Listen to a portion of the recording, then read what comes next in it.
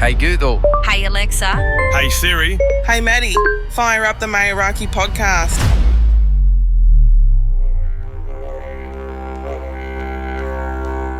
Welcome back to the Meraki Podcast. This episode is coming to you from Meraki Podcast Studio on Yugambeh Country. I'm Matt Cavosso and I'm a proud new knuckle man. Today's guest, I've played 1,000 Fortnite games with this bloke. Never met him in person. We've had plenty of banter over the years of playing Fortnite. He's on the Gold Coast and I said, let's do a podcast last night and he's here. He didn't say no. And the bloke has done a lot in his life from what I've known and had some fucking severe challenges along the way too.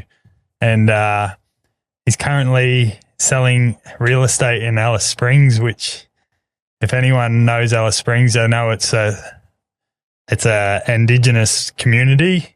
And for someone to sell real estate in a town like that, or a city, I guess you call it. Yeah, it's a very unique place. Yes, it's. I've been there myself, played cricket there, and he's been doing very well from what I see and the sold. And he's also trained racehorses, and he's done a lot of other stuff along the way. So we'll get into that. But Scott Westover, welcome to the Meraki Podcast. Yeah, thanks for having me. Like I said, first time actually seeing you in person. He's not wearing a skin or fucking. Yeah, usually reviving you, but thanks for having me, mate. And like I said, your podcast, it's going from strength to strength. Yeah. And, it's good to be here. And it's pretty cool. Yeah, thanks for having me. No, it's something I've always wanted to do. Baz, the other bloke that we play Fortnite with, he is fucking some of the best banter I've ever heard in my life. Yeah. He's a funny bloke. And you've never met him in person I've either. never met Baz either. So it's, it's crazy how the world happens. And I think, it's a little getaway of the gaming, obviously, as well. Yes, you correct. know, it's, you get on there, have good banter, and here we are. It's our escape of getting away. Like, we're obviously older men, we're not kids anymore, but we've gamed all our life, and it's something that we escape the real world, and it actually takes our mind away from fucking anything that's happening at the time. Yeah, for sure. And it's like, meeting you guys, you just sort of zone out, and Correct. it's just good fun, which I think, we're in our 30s and stuff, but people, it's a chill out zone. So I just love it. Yeah. Zone out and you can do what you want. Well, you sent us a message the other day, and we'll talk about that a bit later on, but what you said to us that you hadn't told anyone else for two blokes that you never met before, that we both, all three of us will agree with this. We've actually grown like a really good friendship. Yeah, definitely. And like I said, you guys were the first people that I told what's happening. And it's something you need to get off your chest, and the trust I have in you two lads for not meeting anyone. It's it was a big deal for me, and the way you guys handle it. I think you rung me straight away. Yeah, I did. Yeah. So did Baz. So it's you need those relationships, and it's pretty cool, isn't it? Formed a pretty good bond. Yeah. Going to dinner on Monday night to an elite spot on the coast is for me, I think it is anyway. I'll get my timing better soon. Like I say, I'm 30 minutes away and I get on. I'm an hour and a half away, but it's just something we can hold you accountable for. Yeah, but the time difference definitely is a struggle. Like you're an NT, so that straight away you're behind us. Yeah, and then if there's daylight savings as well, it's even harder again. Yeah, we don't have the daylight savings there, but I'll try to get better. Don't, because then we won't have anything to pick on you with. Yeah. Well, I hope this. I'm just for people that are watching this. I don't have the DJI camera. I left it at home.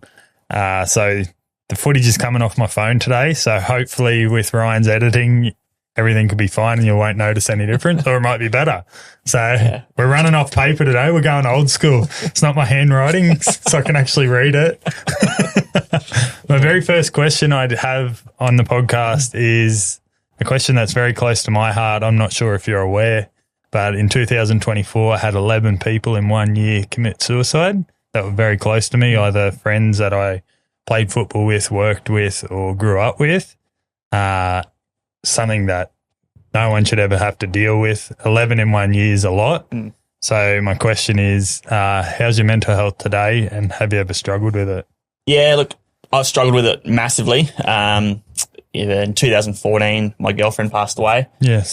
She was a jockey as well and had a nasty race fall and, never woke up. So from that happening at such a young age, you're sort of already on the back foot. Fucking knows. You're scared to move on a little bit. Yeah. And that hit me and the family very hard. Yeah. Just throughout the years, obviously, I was a jockey as well, so you're in a very high energy environment 24/7. High pace too. You're always working, always moving, under pressure. I sort of didn't handle that pressure. When I went to Alice Springs to be with mum and dad, went back to Adelaide to give it a go, and got into the wrong crowd. Just got into a bad habit, bad routines. I've been there. Yeah, and didn't like the person I was turning into. Things went very pear-shaped. I was in a very, very dark spot. Not good. I think, I've rung you at midnight. I've rung, Baz. Yeah, I've rung a lot of people. I was in a real bad state of mind. To the side, I was sort of thinking that as well. I didn't want to be here. With the world, So for me, mental health it's a massive thing. Do you still struggle with it today? Yeah, look, we also have our moments. I probably know how to deal with it a little bit now. A bit older? Yeah, it's either going to the gaming or footy. Footy. You play footy as well? I love my footy. Instead of doing I'll do some home games on Saturday, but I'll finish to go play footy. Yeah. Because I love the sport. So I've learned to adapt a little bit better to it. Yeah. If I'm struggling now, I know I'll go for a little walk, or I know what's triggering it. Yeah. But it's something I don't think males open up to Nah, enough. they don't, man. I couldn't agree more. Nah, and I think, we've got that persona of we've got to be so strong, but I think most males know that everyone struggles internally. It's just, we've got to probably speak about it a little bit more. Yeah.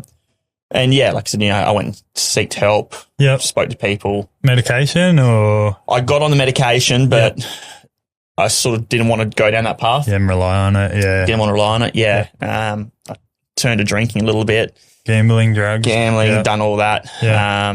It wasn't good. I've been there. Yeah. Fuck. Yeah. I'm 3 years off the piss. Yeah. Over 5 years off the drugs. Yeah. And Baz is fucking exactly the same. He might have a drink every now and again, but you see, and I'm bringing up Baz because it's something that we're familiar with. Yeah. He's traveling fucking around Australia playing lawn bowls now. If he was, like, you're well aware, he used to be a big gambler back in the day. And if he was still gambling like that, he wouldn't be able to do what he's doing now. So and now I've probably, I've got into the real estate. Got a lot more responsibility. A lot more people rely on me to operate 100%. Where if I was doing, and going 50%, I shouldn't be doing the real estate. Well, your results speak pretty quickly if you're not putting in effort with house. Yeah, so I still, don't mind going having a drink and a bit of a party, but you're more controlled. Yeah. I was very big on having a big circle of friends. Yes. And I've really narrowed that down now. Like, hang out with a mate, Scott Wiley and Travis King and Alice, my two closest mates there. We're the same. We got a little group that we just so really started to choose my people a bit better. Yeah, smart man. Yeah. So that's helped. The bigger your circle, the worse the problem, I feel. Is that your phone or my phone vibrating? That's mine. Is it? Chuck it on the couch because it's going through the mic. Could you hear it? No. You couldn't hear it? Just lost a house sale, but still good. But I was very, very big on the social media as well. Like, why didn't that person like my photo? Why didn't they comment? Okay. And that sort of played a fair bit of my mental health side. Right. I've got to turn this off. Well, you can keep it on if you want. I'll turn it off. It's going to keep going. So that was, I thought I've had a picture of myself of this is what I want to be, but it blew out and it was really triggering me. So now, I'm not. So I'm going to go back to the very start of one of the first things you said there was you lost your partner. It was Caitlin. Jones? Caitlin Forrest. I was close.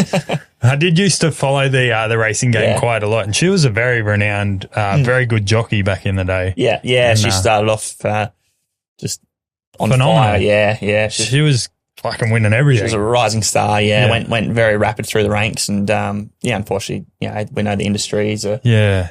It's the risks you take. Well, Ty England's another fucking perfect example of that. There's so many of that. There's so many. Ty England was he's lucky to walk. Yeah. Well, he didn't walk away. But he's still alive. There's so many that come off. Tommy Berry's brother. Yeah. Nathan. He passed away in Singapore.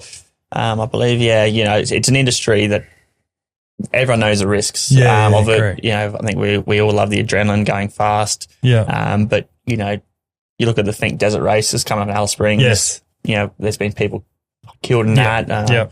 You can get hit by a car walking across the road as well. Correct. So there's risks in everything you do. But, how did that losing your loved one? It's the person you love at that time. Probably your first proper first relationship. Yeah.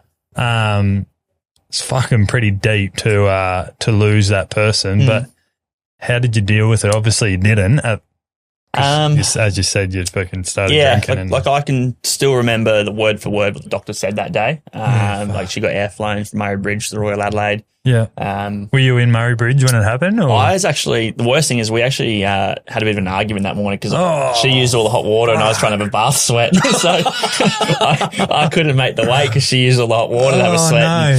So we didn't talk that day, and still just remember saying good luck for the rest of the day. And I drove because I finished races early, and I remember getting the phone call saying, she's obviously I heard. You're probably race. Watching and all. And saw she went down, and I turned around straight away to drive back, and I got a phone call saying, look, just go straight to the hospital, and that's not good. Pretty bad, especially when they got to get the helicopters out, saying it's gone catastrophically wrong. So that hit very, very hard.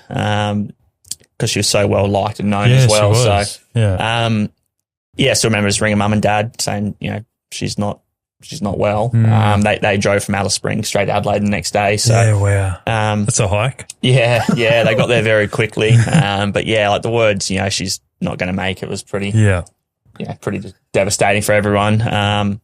That's something no one should ever have to fucking deal with. And the parents, losing their daughter. Yeah, parents shouldn't be burying their own kids. No. I think, and it's just, it was just such a tragic time for the whole racing community as well. So, and then in that week, my boss passed away as well. Oh, fuck. I didn't know that. Yeah. Wow. So, David Balfour, I was a jockey to him. He passed away. Yeah. So it was a real bad patch for the whole racing world as well, Especially yourself, like obviously the whole industry, your boss, the person you're looking up to that's teaching you. Yeah, and then your girlfriend. Yeah. I moved into the Balfour's house when I was a 14-year-old kid. Wow. Lived there with them. So I've seen a bit. Yeah. And I was aware of you've fucking had some struggles along the way, and I thought this will be an amazing podcast. Yeah. That's what I was talking to my mate, Ricky, we just went for a nice walk and even he's like, geez, you've done a bit for, I'm only 33. I've seen a bit and gone, I've dealt with your challenges. I've had my challenges.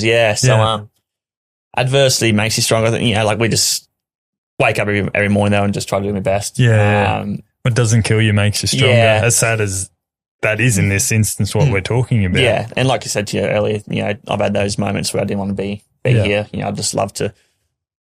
Yeah, going to the tree. And I think I've been on the phone to you actually driving, after a few beers saying I just don't want it crying. Yeah. And that's the sort of, when I'm always fucking there for no matter who it is. And I've been there for yourself and I've messaged you when you've been in our group chat and you've left the group chat. And because those guys, you probably stole my loot in Fortnite or something, but. Fuck off, that's you. Or I'll shockwave you off the hill. But that's me, you get those guys that, tell you, But there's not many around though. That's a fucking, in my circle's way bigger than I just know a lot of people. That's my problem. But I try and keep my circle fucking so small, and because I care about every cunt, my circle just gets bigger for the simple reason I care. Yeah, and that's the thing. I know a lot of people don't. Nah, that's the thing. I know a lot of people, and that's the thing. You know a lot of people, but half of those people probably wouldn't want to help you. Yeah, correct. You know who your mates are when the times get tough. I've learned that as well now. again, that's why I've gone down to a real small circle. Yeah. You know, I could probably count 5 mates that I'd ring up in there. Yeah. That'd be there for me right away. I remember a while ago when you and I were talking, and there was a few mates that you thought were your mates, and Baz and I pretty much said, well, fuck. We just said it to you. They're not your fucking mates. Yeah. And we don't need to say names. Nah, and that was you were struggling there. Yeah, that was another, to lose, some of your good mates. The hardest thing was to hit that delete button. Yeah. Yeah, because, you've done a lot of time with them. But, I still care about them. Yeah. But it's not a mutual thing. Yeah, correct. Which is unfortunate, but that's... it is what it is. It is what it is. The world goes around. You got to go forward somehow, and sometimes you got to leave things behind to keep going forward. I've got a thing at the moment, got to slow down to speed up, and that's sort of keeping remind myself, just you can take a backward step a little bit and do it properly now, and you're going to progress quicker. Couldn't agree more. Yeah. Couldn't agree more. What's your purpose in life? Going to now do the real estate, I love it's a life-changing thing. We're selling houses to a young couple buying their first home, or I just sold a couple of units for a lady that's got stage 4. Oh wow! 2 units, sold them very quickly for her. Yeah, it's changed her, trajectory. Yeah, what she can do now. So, I like seeing people succeed and grow. Yeah, nice. And I think that's one thing I love in real estate is I'm seeing myself develop a bit more, but you're changing someone else's life now. Yeah. And that's, I don't know where life I could be in 10 years or 20 years. I could be sitting here on the Gold Coast, hopefully selling houses or something. But, that'd be cool. At the moment, for me, it's still working on myself, but I'm changing other people's lives as well. From the Scotty I met fucking 3-4 years ago over a fucking headset and a gaming console to the Scotty I know now is fucking a completely different person. You've definitely come a long way. Yeah, I'm proud of it. Like I said, I still probably deal with a few little demons, as you know. Still, fuck. That's us, bro. But if you don't have demons, there's something wrong. Yeah, but you know how to deal with it a lot better now than what you used to. Yeah, and like I said, changing that core group that you hang out with. I remember someone sitting there's like, do you want to sit on that table A or table B? The table B was what I used to be, or table A was where I want to be. Yeah. That just stuck with me. And, I caught it with a guy called Zach Watts a couple of weeks ago in Adelaide. Okay. He's got rated number 2nd agent in Adelaide, and he's from Alice Springs. Okay. Wow. And, I said, I want to be like this guy. Yeah. He's younger than me, but we went out for dinner, and usually I'll have a drink or two at dinner, and he's on the waters. So I said, can I have a water as well? Yeah. Just trying to match that. Well, so what you surround yourself with, bro. So, and that's one thing. Yeah, now I'm just hanging around with a different group. It's helping me. Love to hear that. Yeah. You don't like, I personally can't control myself. So if I have 1 beer, I'm having fucking 44 beers and I'm having 4-day bender. There's no in between for me. Yeah. One's not enough. And I used to be like that, but I went to the casino last night, had a few beers, but 12 o'clock, I said, I think I'm done. Went and got a Euros and walked. Nice. Usually if I was like, I'd want a bender. And you wouldn't be here today. I'd want to kick on. But I woke up this morning, like I said, just went for a massive walk. Yeah, amazing. Yeah, where probably 3-4 years ago, you'd be still going. I'd probably still be going to the casino. In the penthouse. So you're either rich or you're not. That was me, brother. That blackjack dealer really got me. But so like I said, 3 years ago I would have still probably been going. Yeah. But now, I can just, I've had enough and walked home. Yeah. How good. Yeah. You can see the progression yourself just from doing that. Oh, definitely. So you should be very proud of that. Yeah, I am. Like I said, sometimes I've still probably, you look back on where I was 3-4 years ago and the challenge I did face. Yeah. Now, so I'm quite proud of it. Yeah. There's still progression. There's still you're never perfect. No, exactly. Perfect's not a thing. I fucking hate that word personally. Yeah, no one's perfect. I'm the perfect Fortnite player, but that's about it. Jeez, here we go. Assist king. You have to go live one day on the podcast if you play Fortnite. Oh, imagine. Because I used to, actually. I used to do it on Twitch. Yeah. With, I think I might have done it with you boys. But then I think I had to make a new account and fucking and now it's not linked with my PlayStation at home, so I can't do it. But I don't want to camera me because fuck. Yeah, like I said, I've been at Lonely Lodge a few times, so but yeah, I think natural progression. If you're not seeing anyone's not developing themselves, that there's something wrong. There's something wrong. Yeah, so you got some problems. You need to have a good look at yourself. So I done that, and like I said, I'm still working up, but you can only get better, brother. Same as your Fortnite. But fuck, I've got a long way to go. Yeah, got a long. We all know I'm the weak link. Let's be honest. Baz is the fucking. I reckon he's just got you covered. Yeah, we won't. He's always the last kind of alive. Let's be fair, because he runs away. He runs away. And I just stay in the same spot and don't know how to get away. Yeah. He's like the medic. Just always got heals. Yeah, so true. So true. What's one quote you live by? I don't know. You don't know? I actually ask myself this every day, like, what's my one quote? But I don't. Yeah. I don't know. Don't have one? No. Get rich or die trying. Could have been me last night, but I walked home. Nah, I actually don't have one. It's just that's fine. I couldn't tell you. What's you showed me tattoo on your ribs before. What does that say? You never walk alone. So I'm a Liverpool supporter. Okay. And funnily enough, I got that when I was 19, and okay.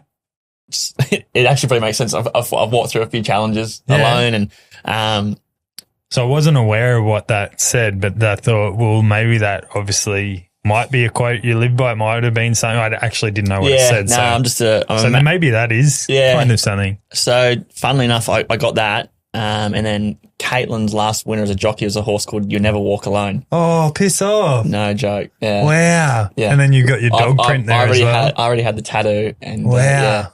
And then I got the dog print, dog paw print. So that all fucking works in together. It's incredible. Amazing. Yeah.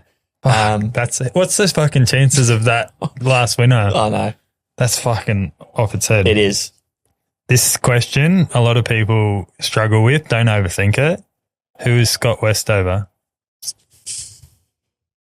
Happy-go-lucky person to the outside world. Yes. But inside, there's a bit going on. Still, silence is the most powerful scream. Yeah, okay. So if I'm silent, I'm dealing with something. If I'm out and about talking to everyone, things are fine. So, when I go quiet, I've got something on my mind. Yeah, okay.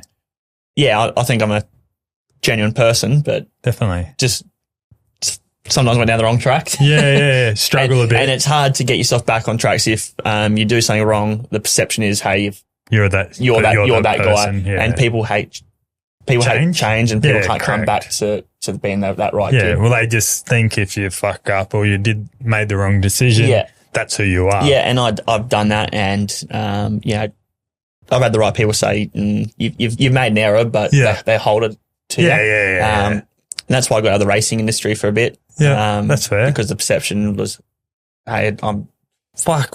And Baz will back me up on this, and a lot of people will back me up in this. Racing industry is fucked. It's hard. Honestly, you only get one chance in it pretty much, and then if you fail, you're done. But it's a rich man's game. Let's be completely honest. And you don't need the fucking best of fucking the most expensive racehorses. You've seen it a million times, and I've seen it a million times.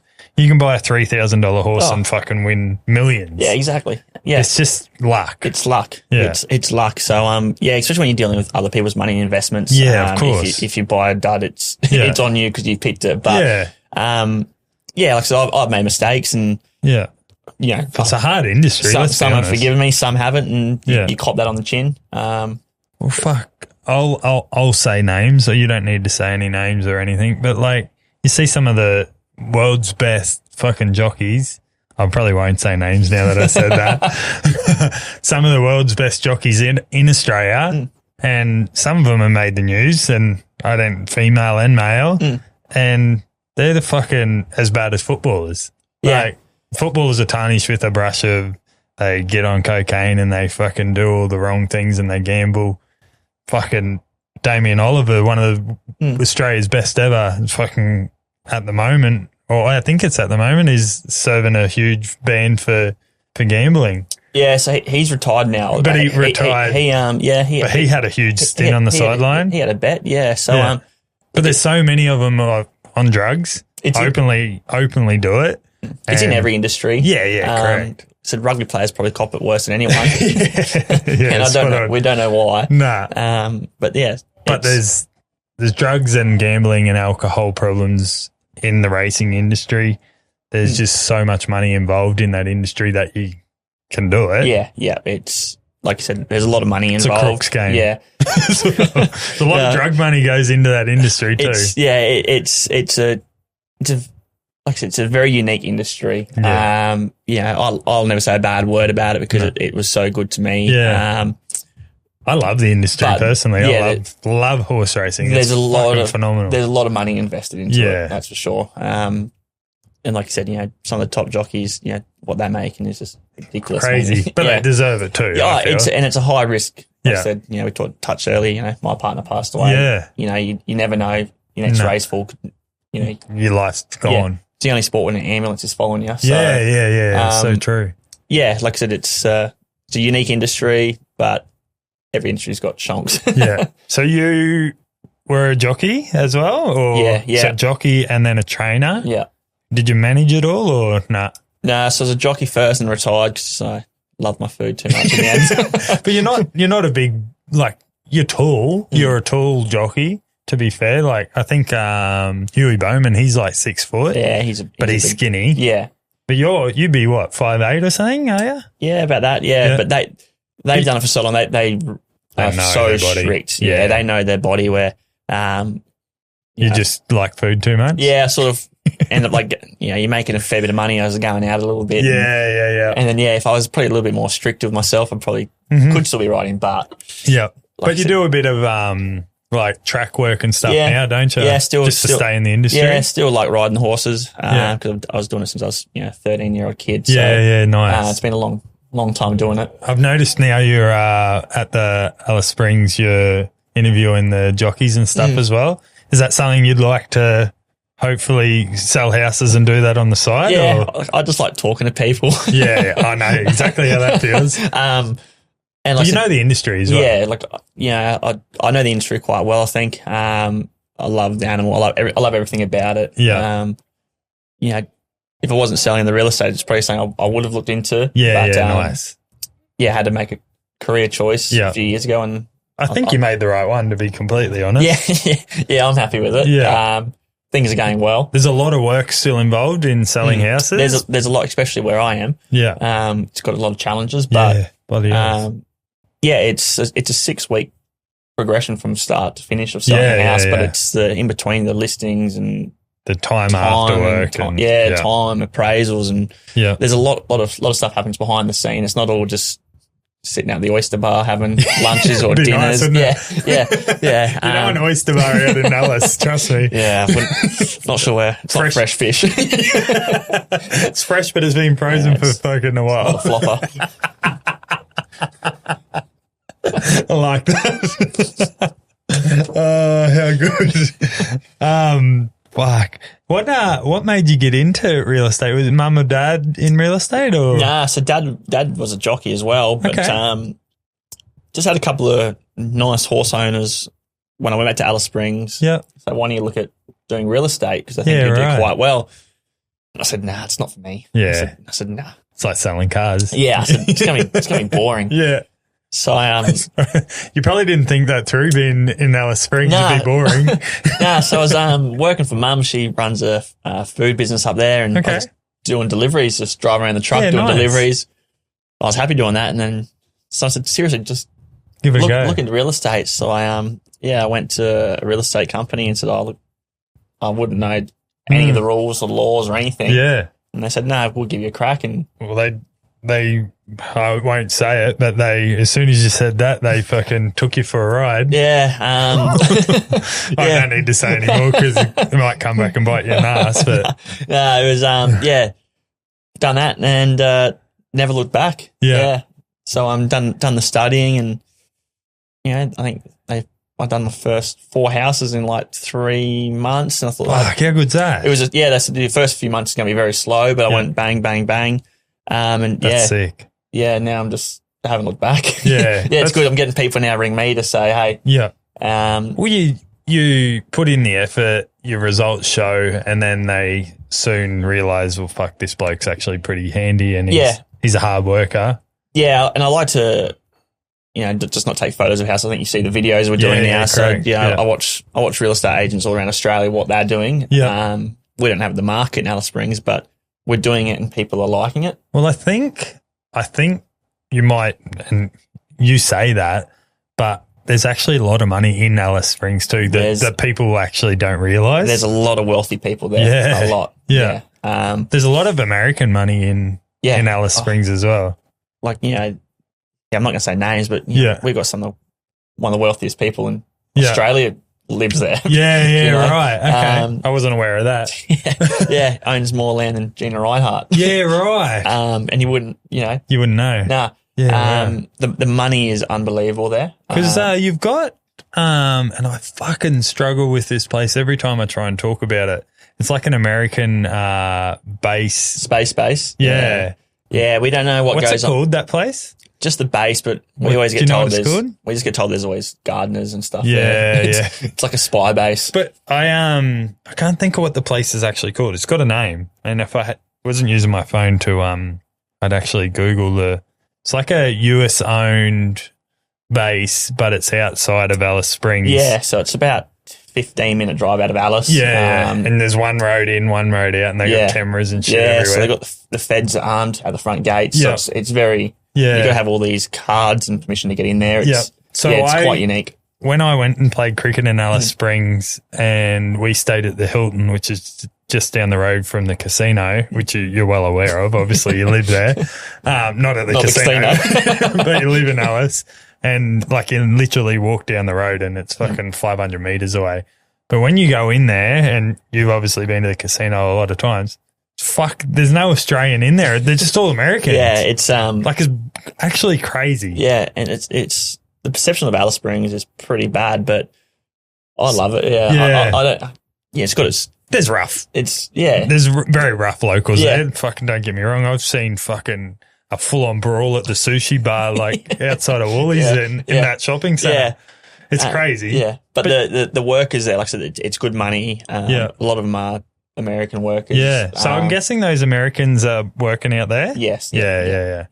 Because, it's I was blown away. I'm in the middle of this Indigenous community, in the middle of Australia, at the casino, and there's not an Australian in there, other than us. Yeah. Our whole cricket team and that were there, and you sit down I wasn't playing, but the boys are sitting down at the table, and there was just American people. I was actually fully where the fuck am I? Yeah. No, it's crazy. A lot of money goes through there. Yeah, I'm sure there does. You've won a little bit too, to be fair. You and your boys. Yeah, we had a few nice wins.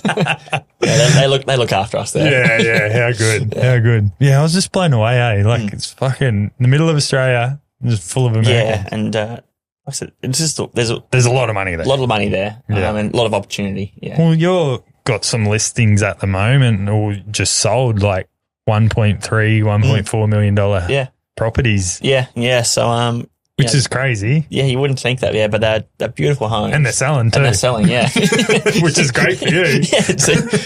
Get some V-Bucks, but it's like I said, a lot of wealth there. And there's a lot of opportunity. Yeah, there's very wealthy, and there's missions as well. So there's one extreme to the other. Yeah, exactly. It's. A lot of people are struggling there, but there's a lot of people that aren't as well. Yeah, it's crazy. It's crazy. So where did you grow up? Was it in Alice? Yeah, so I grew up in Alice. I was born in Adelaide. Mum and Dad relocated to Alice when I was 1. Why did they go to Alice? Opportunity. Yeah, like I said, there was just work there. And they've been there the whole lives, and they love it. Wow. Yeah, they've never been anywhere else. Okay. So I grew up there. I left there when I was 14. I jumped on a plane and went to Adelaide to live with my boss as an apprentice jockey. So, wow.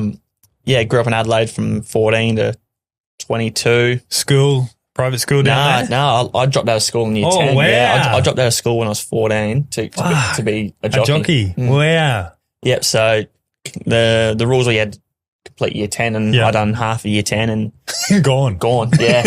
Yeah. Wow. Yeah. So I've been working since I was like 14. Dropped out of school. Were you a little shit? Is that why you dropped out of school, or was it? Nah. Once I knew I wanted to be a jockey. Yeah. School didn't matter to me. Yeah. Okay. Like you wouldn't know, eh? No, I was getting up, going to do the horses in the morning, going to school, falling asleep at school. Yeah, wow. I remember Melbourne Cup Day. We used to have it off. Yeah. Sit at home. So, yeah, mum and dad just said, well, you know, you're putting in the effort. Yeah, we're not going to pay your school fees if you don't want to do it. And, yeah, wow. Then I think jumped on a plane and how good. Yeah, moved out of home at mum and dad's and lived with a random couple that I've never met. Yeah, never met. So dad obviously knew him? Or yeah, like years and years ago. Yeah, so that it all lined up. Yeah, packed up a suitcase, jumped on a plane when I was 14. And what was that feeling like? It was my first time on a plane. Yeah. It would have been a big one too, going to Adelaide. But I didn't. I still remember it. Like it was Father's Day. Okay, wow. 2008. Yeah. Crazy. So I think 13, 14-year-old kid leaving mum and dad. Were you a bit scared, or were you a bit? No, I was. Mum was obviously very emotional, but no, there was no. There was no. There was. No. Mate, I just knew what I wanted to do. So I set out to do it, and that's cool. That's crazy. Asking some randoms, how do I shave? How do I do a tie up? It was. All so different, That's crazy. Yeah, that's pretty cool though. But it takes a lot of balls as a young fella to leave mum and dad. Like at that age, I would fucking never have thought of that myself. Yeah, so then obviously I ended up back up with mum and dad. Yeah. Homesick though? I never got homesick. No. I don't know how. Like it just happened. I was quite content. I was happy. Wow. Where you get a lot of people do get homesick, but I didn't know. No, you're too busy to fucking worry about it, I guess. I knew it's only a 2-hour flight, if things went wrong. And my bosses were really good. I got to come home every couple of months just to have a week with them. But nice. I was a young kid, so. Yeah, that's phenomenal. Yeah. How good. Oh, I was going to ask you how you were at school, but you fucking didn't go. No, I didn't go. I think I only passed the PE. Because that was the only class you went to. Like maths, English, science. Like I don't know how my real estate agent because my maths isn't good. But I just you got someone that does it for you. Yeah, I've got someone that does. Yeah. But I was hopeless at school. Yeah. Well, I guess there's no point if you're committed. Like if you're getting up at 3:00 in the morning to clean out stables and tie up horses or whatever it was. That shows your parents straight away that you're committed, that you can do it. Yeah. And if you love it, why fucking be at school? Yeah, that's exactly what mum and dad said. So, packed up and left and how good. Never looked back. That's crazy. Crazy. I was going to say, I've already asked you this, but why racehorses? Like, why horse racing? Like, I was a very small kid, so used to race motocross and won a couple of NT champions, titles and stuff. Okay. But the bikes were getting bigger and I wasn't growing. So you're stuck on the Pee-wee 50. Yeah. So I remember had some mounting blocks like, that big to race start. To start, yeah. Yeah. And then, Dad just put me on a horse one day and you loved it? It was just, as he said, just a natural talent. Yeah. Well, you probably, obviously, because Dad was doing it, you were around it as well. Yeah. So, just threw the bikes away and not saying I was going to be a champion motorbike rider. No Chad Reed or... No, 10 years down the track. But, I was enjoying that, but got on a horse. You went from one horsepower to the other. The real horsepower. Yeah. And it's an adrenaline, like most jockeys or someone that rides horses, you can't beat it. It's an amazing feeling. Yeah. You've got a lot of power, like a lot of energy underneath you on a horse. You tell someone you're riding a 550 kilo animal, like it's just, it's crazy. It's unbelievable, yeah. And how quick they go too. Like they're not fucking going slow. Yeah, the ones in Alice Springs are, but not. It's because they're running on dirt. That's why. Did you ever ride up at Fanny Bay in Territory? Yeah, I rode up there a couple of times. Up in Darwin? Yeah, so I've ridden at Fanny Bay, rode at Flemington. Wow. Sandown, Mooney Valley. So I've done rode at Dubin and Eagle Farm. Okay. Yeah, wow. Where was your first winner? It was at Watertown. Okay, in SA. Yeah, nice. Do you remember the horse? Chickasan. Okay. Nicole Brueggemann, yeah. I think I was 16. Nice. Yeah. What, 4 kilo claim? Yeah. Yeah? Yeah. What weight was it you ride at? 53, I reckon it was. Yeah. Yeah, right. Yeah. Wow. What was that feeling like? Good. At the time. Can't remember too much? Yeah, because I said you just ridden the first winner as a 16-year-old kid. And they interview you after the race, or they weren't doing them then? Nah. I think I had the old black and white tapes. But I still remember. Yeah, it was race 8 of the day, so last race of the day. And Yeah, wow. How good. Yeah. Fuck. How many winners did you ride in your time? Do you know? 190, about 190. Yeah, wow. What was the biggest race you won? Won the Alice Springs Cup, which is obviously hometown cup. Yeah, fuck, that'd be pretty special. Yeah, so that was pretty special. Who'd you win that on? A horse called Spartan Eagle. Okay. Who trained it? Bob at Richards. There you go. Yeah. Well, so that would have been probably the pinnacle of your that and because it was my birthday too that day. So the whole crowd sung happy birthday to me. Wow, that's elite. It was elite. Yeah. And then probably riding my first winter in Melbourne at Sandown for Lee Friedman Friedman, which is now Darley. Yeah, so I had the Darley colours on, the red and the maroon and white. Yeah. So I got a photo of that, which was pretty special. Fuck, that's elite. Obviously they're not around now, but that probably two of the best memories. Yeah. Yeah. Wow. Have you got the? Do you get to keep your silks, or do you have to hand them back when you ride something like that? Hand them back. I was trying to sneak them out. But I've been trying to get as you can see and hear, there's a lot of sporting memorabilia, a lot of NRL stuff, obviously. But I've been trying for so long, and it's fucking. You might know someone. I even hit up Jags. Fuck, I can't even think of his first name now. The brothers, there's Maxie and Henry. Henry. So I hit him up ages ago to get a pair of Godolphin silks, which obviously they're the pinnacle of the silks if you want to get any. And then I got another mate, Les Tilley. He's a good mate of mine, and I thought, fuck, he might be able to get me some because he's fucking, what is it? Don't be silly, back Bubba Tilly. And I thought he might be, bro, they're fucking so hard to get. Yeah, I don't think you can buy their merchandise. I think you actually have to work for them and hand it back in. Like they're very, very strict. It's like one of the just order a set. Well, you can buy fake ones. Yeah. And I'm like, well, it's not the same. I want the fucking proper set. Yeah. But the sets be pretty cool, and to get like a big name jockey that's obviously given them to me would be fucking pretty cool. I'll see what I can do. You'd obviously know someone. Yeah, I've got a few connections. I might be able to. Yeah. Just so hard because I'll send you some S Westover ones. Oh, that'd be sick.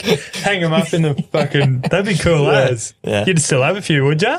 Don't fit into them now. Well, hey, if you got a pair, I'll take them. Yeah, I'll have a look. I'll go through the archives. Sign them and I'll fucking hang them up in the new studio in Albury. Yeah. Yeah. I'll see what I can do. Yeah, fucking oath. How good. How good. What's the hardest mental battle you've had to overcome?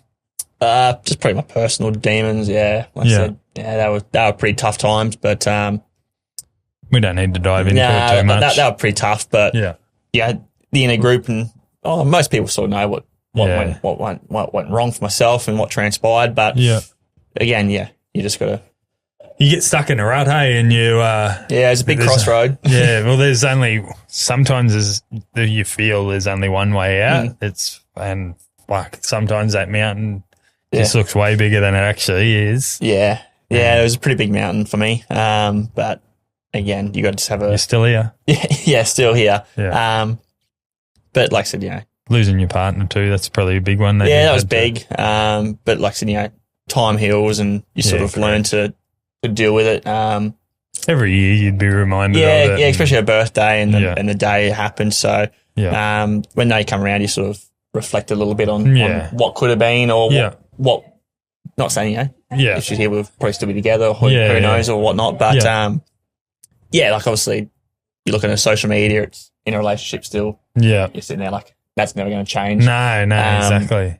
But I said, just probably my own personal battles. Yeah. And how do you work on that? You just constantly chipping away? Yeah, constantly chip away. Like I said, surround yourself with good people. Yeah. I've got a good agent in Alice Springs, Sam Lynn. Mm-hmm. He sort of knew my battles.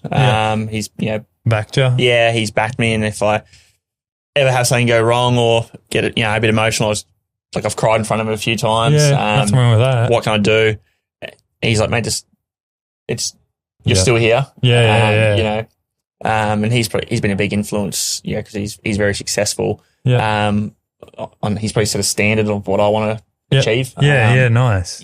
He's done so well for himself. So being in the same room as him has sort of helped. Yeah. Well, I think too, don't get fucking too far ahead of yourself either by thinking, fuck, I'm not at his stage. You haven't been in the game long and you're fucking kicking ass to be fair. Yeah. I've got to still sit back and say, hey, I've only been doing it for 2.5 years now. Yeah, exactly.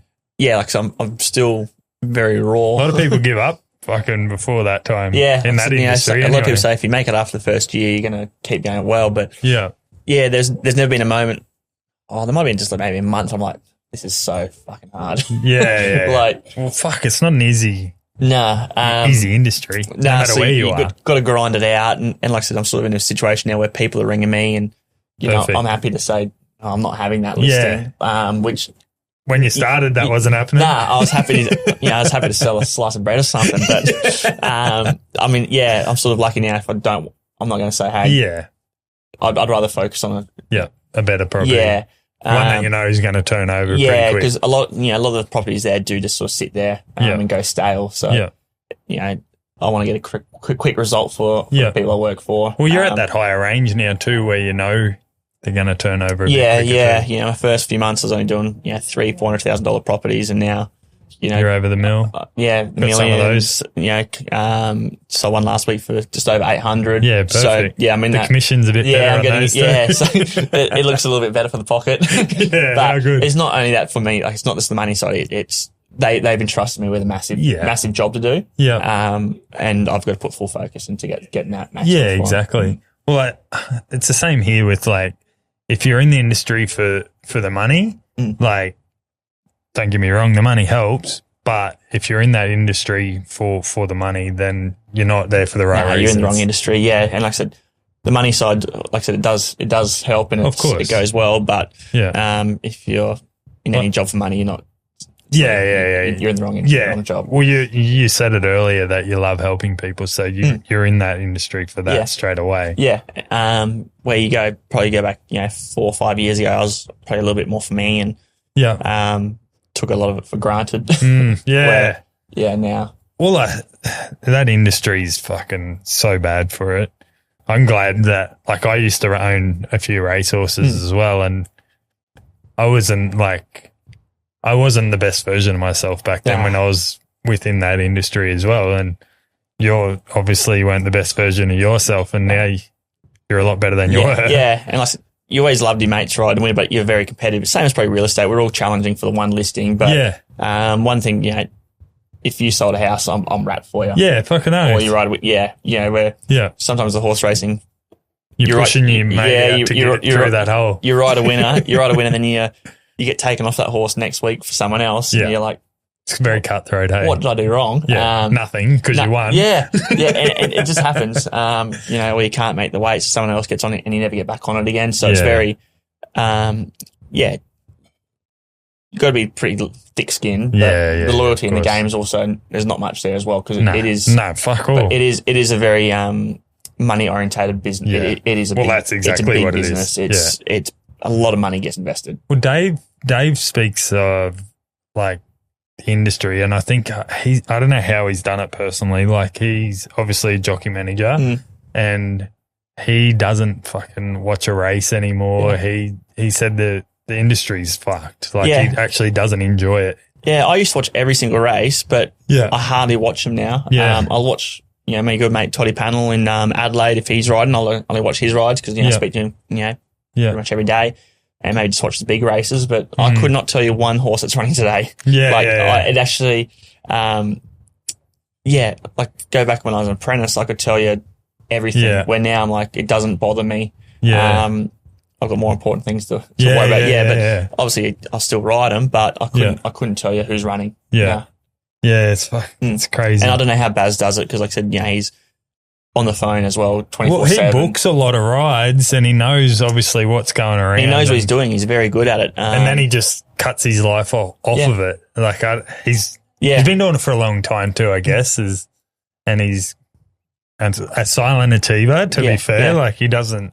He's very humble with what he does. Well, I'm sort of the opposite though. Like on my phone, as you know, when I'm on it, like if I get an email for an inquiry, I want to reply pretty quick. Yeah, in the next minute. I'm the same as well. To be fair, I get a message, I reply. ASAP. Yeah, because I think I don't like being left on.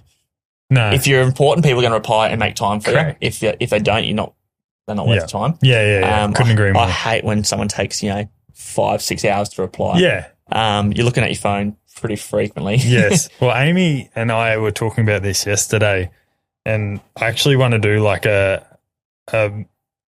social media video for it, and it'll be pretty much, are you the person that you show through your messages? Are you someone that sits there and reads it and doesn't reply? How does that perceive who you are? Yeah. Or are you a person that reads it straight away, replies straight away, that perceives that you actually care about something? Yeah, I'm straight away. But I actually want to somehow word it and put it out there so it probably won't blow up, but it'll actually hold people accountable. Yeah, I reply straight away. So I don't understand how people don't do it. Like, fair enough if you don't know the answer, just reply with that. Yeah, or just I'll get back to you ASAP. Like it's just something simple. Yeah.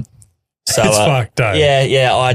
It's a pet hate of mine. Yeah, I'm the same, bro. Like I said, if you're worth the time, they're going to reply straight away, or if they want to do something with you. Yeah. Yeah.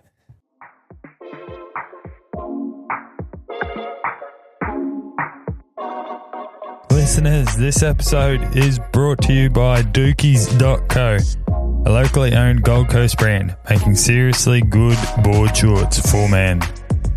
Born by the beach and made for it, Dookies is also comfortable, stylish, and laid back feel that only comes from truly knowing the coast. Whether you're in the surf or at the pub or just cruising through the weekend, Dookies has you covered. Support local and upgrade your board shorts.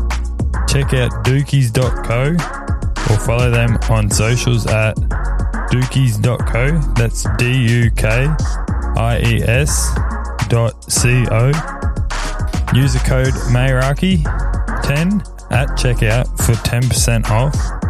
That's MERAKI 10 for 10% off your next order. Go check them out, guys. Back to the podcast. What's a life lesson you've learnt the hard way that you can laugh about now? Don't steal my loot or I'll fucking shockwave you off the hill. Yeah. No. You learned that the hard way a few times? Yeah, a few broken controllers. Yeah, no, that's another good question. Like I said, there's so much there I know internally, but I don't know how to, I don't know where I'm at. Yeah. Yeah, okay.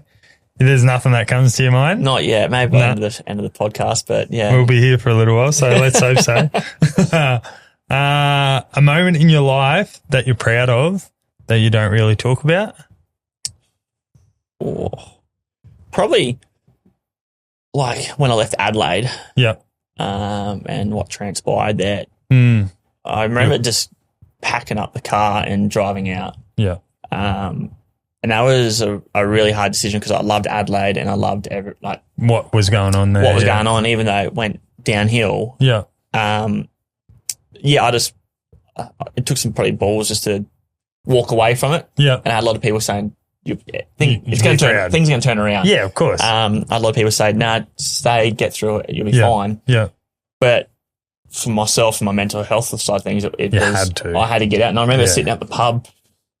It was about 5 o'clock in the afternoon, and I had 2 beers, and I sat there with a mate, and I said, I'm actually driving out tomorrow. Yeah, wow. And I remember this. And I said, fuck this. I actually packed up. I went and got the dogs and drove to Port Augusta that night. Wow. I had 2 beers at the pub. I said, I'm actually done. Yeah. I checked out. Why do I need to stay? I said, let's get going. So, I packed up and I drove to Port Augusta at night, and I just walked out of everything. I had probably 12 horses at that time. They all went to different trainers. Yeah. Wow. I just walked away. Yeah. Takes a lot of balls to do that. Yeah. Obviously that time was, I look back at it now and saying, if I'd have stayed there, what you're probably not alive, to be fair. What would have gone wrong? Yeah. Your mental battles that you were there, it probably fucking gets the better of you. Yeah, 100%. I remember sitting down at Stewart's Tower, at 3 a.m, having a beer. Just lost. I remember my little dog was with me. Just saying, where did it all go wrong? Yeah. I look back at it now and say, well, I don't think I've done much wrong, but it's, again, that racing industry is... You get stuck in it, and it's the perception, because news travels. Need to, you need to be...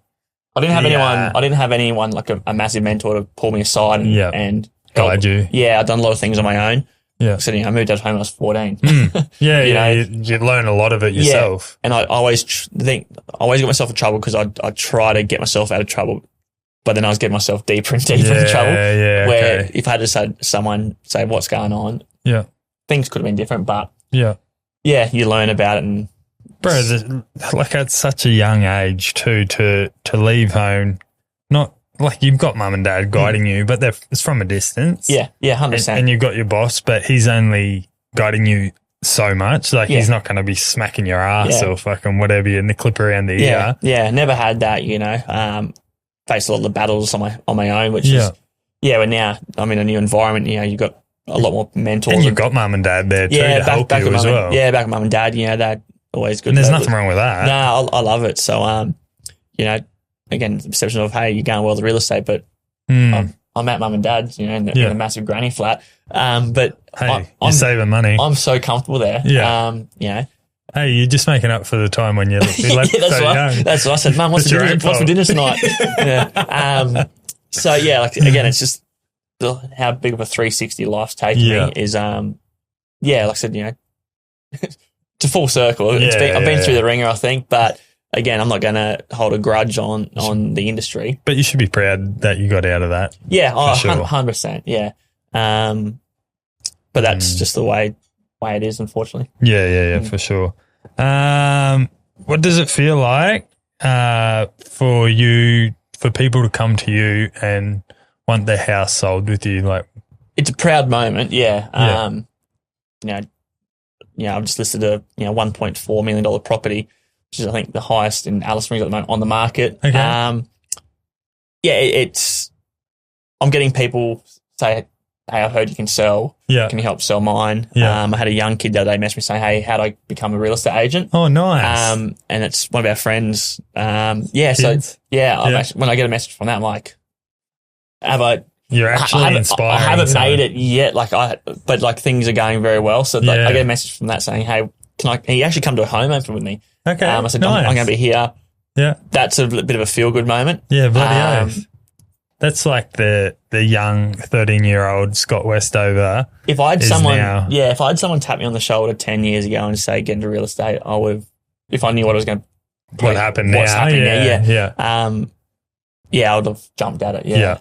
It's pretty cool to have that young kid, mate. I could show you on the shoulder. Yeah, he messaged me, hey Scott, how do I get become an agent? What can I do? That's amazing. And there's so many. So that was a bit of a. That's pretty cool. It's a pretty feel good moment. Yeah. Should be proud of that. Yeah, that was. Yeah, that one was like, hey, I'm on the right track. I'm on the right track. Yeah. Yeah. How good. What's been your favorite highlight of your life so far? Sitting on your podcast.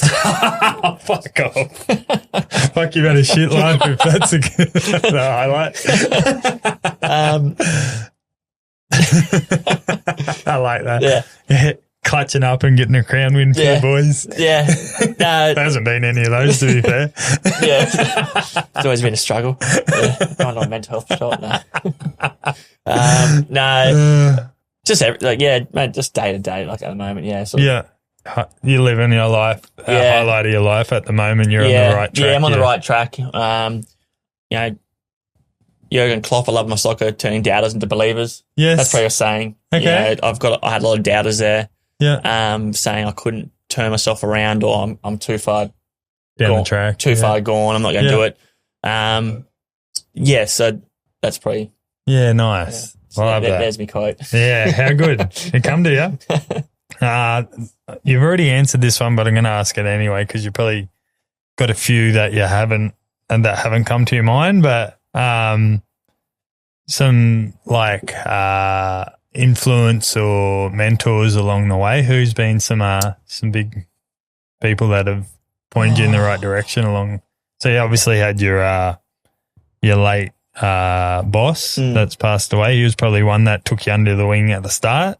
Yeah. So it was very hard because, I left home very early, so I didn't grow up with mum and dad much. Yeah. So you feel very distant. Like, I didn't talk to my brother much, my sister. Okay. So I always had to find, I've got a guy in Adelaide, jockey Todd Pamela and Crystal Winning. I fly down to Adelaide and have Christmases with them. Amazing. I'd probably be lost without them too. Yeah. And I reiterate that to Todd so many times. I think there's a photo of me and him Facebook, where I'm just hugging him. Yeah. They're probably, a little bit older than me, but I look up to them so much. Well, he's fucking one of the best jockeys to come out of South Australia. Yeah. So, is he still riding? Yeah. Wow. Yeah. Wow. So, I speak to them so often. Yeah. And now, I'm living at home. I look at how hard dad's worked and what mum's doing as well. So, you're seeing that, always got respect and love for him. Yeah, of course. I grew up without him. Yeah. So, that's someone just I look up to because they've been my biggest supporters as well. Yeah, of course. Especially with what's going on at the moment too. It's a challenge for, do you want to talk about it? Not really? Dad? Yeah. So dad's quite ill at the moment. Got all his results back the other day, so it's still a bit of a journey ahead for him. Yeah. But struggling with cancer and stuff so that comes as a bit of a shock. I was planning to move to Adelaide for a job for real estate, and I've put that on the back burner now because what's going on at home. Yeah. And seeing mum quite distraught and distressed. Obviously I live there and help him. So I think that's going to obviously bring our family very close. Yeah. It's not a nice word, but no. Yeah, he's got a bit of a journey ahead. But that struggle with your mental health a bit too, obviously at the moment. Yeah, I've sort of again managed it because I'm now probably a bit more positive about it. Yeah. I think Dave had that. Like when you first told us, and you're well aware, Dave's mum's had cancer for a long time as well, and she's quite unwell at stages, and then she becomes a bit better. And Dave's exactly like you. I don't know if you're aware of this, but Dave's still there to help his mum, and he's like I've offered him my house to come live with me a few times, and he's thought about doing it, and his mum's fucking told him, go live your life and fucking enjoy what you need to enjoy. Yeah, so, obviously mum's quite upset, but then me being at home, I had to try to be a bit more positive because, it's going to be an uphill battle.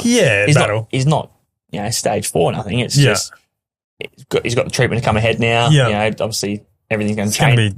Everything changes a little bit more. So, again, that's going to put a little bit more responsibility on me, and that's going to make me grow up a bit more now as well. It's just it's hard, bro. But at the end of the day, and don't take this the wrong way, we're all going to die. 100%, yeah, and exactly. Your parents aren't getting any younger. No, so hopefully they slow down now a little bit as well, and again, go live their life. And that's what I said to them. I'll sell your house for you. Yeah. But I'll stay here. You can sell it to me. Yeah. I'm not paying you, but can my rent come down? Are you paying rent? That's stitched up. I know. Yeah, we're going to have that discussion, Mum. Just tell them you're 14 again and you don't pay until you're 18. So you've got 4 years. Yeah. So, like I said, we got that bit of a bit of a journey now, but again, you just got to be positive. Hey, look, everything's fine. Course. So yeah. I'm gonna cut you off. Can you grab me a can out of there, please? I don't care what color. I just I opened this ages ago, and thanks very much. You're welcome. These are not bad at all, bro. They're good. Have you got the body tingles yet? Yeah, I'm going to go straight to the gym after this. Don't get these now, Springs. Try this one before I try it. It's actually nice. That is actually really good. Bro, they're all good. Yeah. They're all good. They're fucking a great sponsor to have, and I'm not fucking I never shout really out. I never like shout them out or anything. I just got that in the picture and we just drank them. But Kamikaze, I don't know, can you get these in Alice? No, flat out getting Red Bull there. Oh, yeah? Nah. I was going to say, bro. We're very limited on supplies there. So this is a Gold Coast based company, Kamikaze, and they're actually like fucking they're elite. I've been up and about here. How good is it though? Yeah, I'm not going to this conference tomorrow. I won't be sleeping now.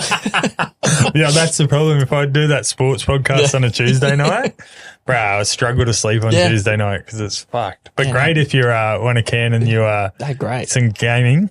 They're just might have to get me send me a carton. yeah, done. I'll send some jockey silks. Yeah, correct. Fuck, where are we up to? What's the biggest? This is a great question, and I hope you can answer this one. What's the biggest misconception about being a real estate agent? We don't just always go sit down in lunches and like it's the perception of a real estate agent is we're arrogant, cocky. On shitloads of money. But, you know, our base wage is zero. Yeah, it's fucked. It's all commission based. Well, you get a wage, but it's quite low. It's quite low. There's a lot of hard work that goes into it. Like, and you got to deliver bad news. Yeah, correct. Which either some people can deliver bad news or they can't. And they try to delegate that away to, I think I sold a house a few months ago and I told the lady we've got to have a price reduction to get it through to settlement, and she threw a remote control at me. What? Fuck. What? Yeah. That's fucked up. So there's, I don't know if that's just an Alice Springs thing, but nah, it probably is. But we got the end result. But the perception is, hey, look, you know, we're living the life. Yeah, well, but there's only 1 or 2% that are probably living that high life. Yeah, and they're the ones that usually own the actual fucking But they all probably started, you know, where I was and correct. Just worked harder and harder and harder. You know, like tomorrow that AREC conference I'm going to, you know, it's huge. The number one speaker is the best agent in America or Las Vegas at the moment. Okay, you know, so right. That probably, you know, just making that much money, but they worked hard for it. But the perception is you got to put it in. Yeah, you do work hard. Yeah. So that conference thing that you go to is held every year. It's at the Langham or the convention centre. Oh, is it? Yeah. Okay. Yeah. So that it's huge. Every year they massive. Have it. It's humongous. Yeah. So I went last year and I said, book my tickets again now straight away for next year. So does work pay for it? Yeah. Great. Yeah, it's unreal. Did anyone else come? Yeah, there's 5 of us here this year, which is great. Nice. So they do awards and everything too there, don't they? Yeah, even if you weren't into like everyone, it's more also about life as well. Like I learned so much last year, and if you take that 1% from someone and bring it into your own game, it's you know, it's a massive improvement. Yeah, perfect. How good. Yeah. It'd be elite to go to. Oh, it's over a few days, isn't it? Yeah, so Sunday, Monday. Yeah, nice. There'll be a few loose ones on the Sunday night going into the Monday. Yeah, I think there's a few sore heads last year. I was safe to say it wasn't me. I was very well behaved. This year it might be more behaved, or you might. Is it a 1-day conference? No. Bender. A lot of people struggle with consistent listings and consistency in life. Yeah. How do you deal with it? Basically, I'm very active on like my Instagram now. So I choose a platform what you want to use and just push it. Yeah, I think so your social media probably put 2, 3, 4 stories up a day. Yeah. I'll push that now so when in the public eye, if you're doing well, they're gonna Correct. who's the first name you're going to speak to? Yeah. I've noticed, and there's studies into it, is if you put something in front of someone 7 times, I think the number is, they're more of a chance of purchasing or buying that product. Yeah, yeah. And it'd be the same with you. If you're posting sales or listings or whatever it is, the more you post it, the more of a chance it's going to be. 100%, yeah. So that's why I try to post as much as I can, just sold or listed or a video or something, just so people in their eye will be like, oh, let's try to use him. Yeah, perfect. I'm always, when we're on Fortnite, I'm always, he sells property in Alice Springs. Hey, you never know who you might be playing with on, still single. Can't get Instagram. Can't get their Instagrams. Hey, we got that singer's one. Yeah. She's a very good singer. Yeah, I know. Yeah. And she was actually quite good at fucking the game as well. yeah. So, we've had some random fucking ones along the way. I'd hate to see what people say after, like, we get off. Who are these bastards? Like, geez, some of the stuff. But, for people, I'm going to actually say one because fuck, it was funny as. So, and this is my platform, so I can fucking say whatever I want.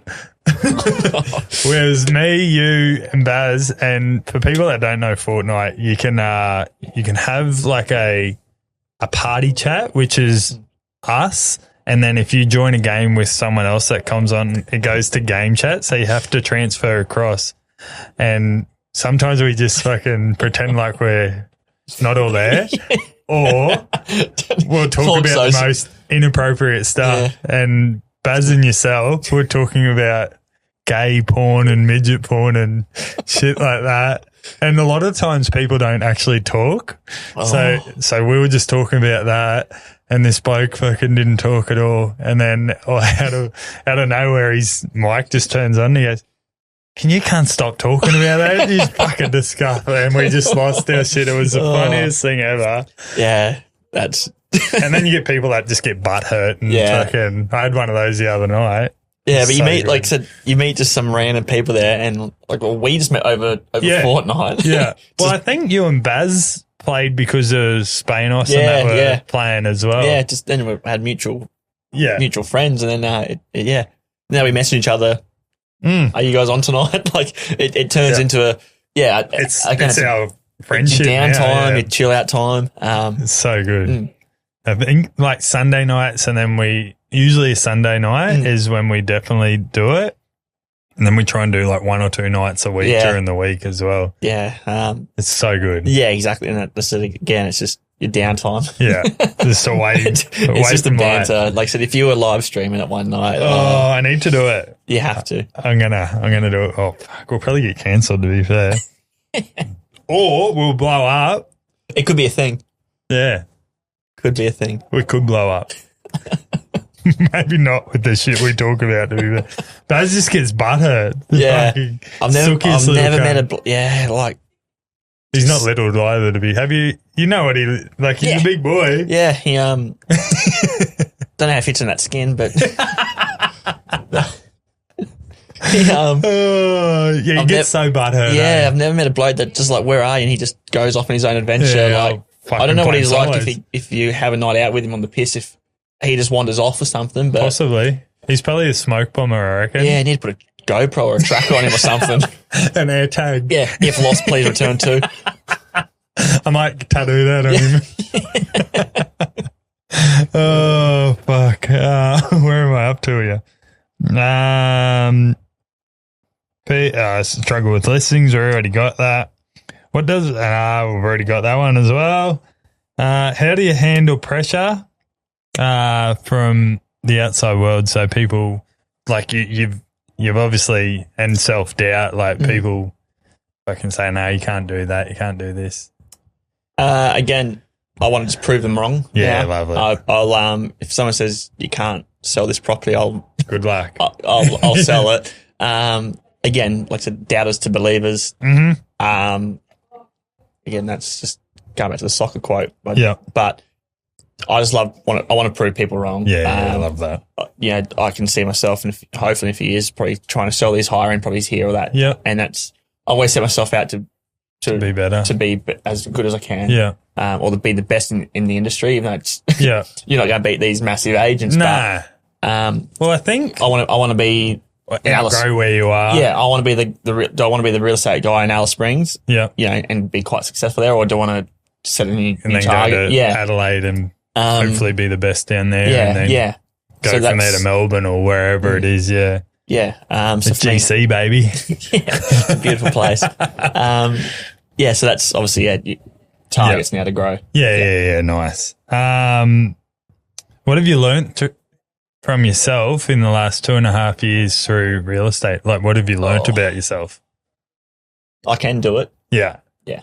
Definitely. Yeah. Like I said, 3 years ago, I wouldn't have been able to tell you if it's a brick home or if it's plaster or anything. Yeah. I couldn't tell you nothing. Yeah. And I probably still don't know much, but but you're learning. I'm learning as I go. Obviously, I'm doing something right. Yeah, you definitely are. And if I put another 5% in, where could it take me? But at the moment, it's just.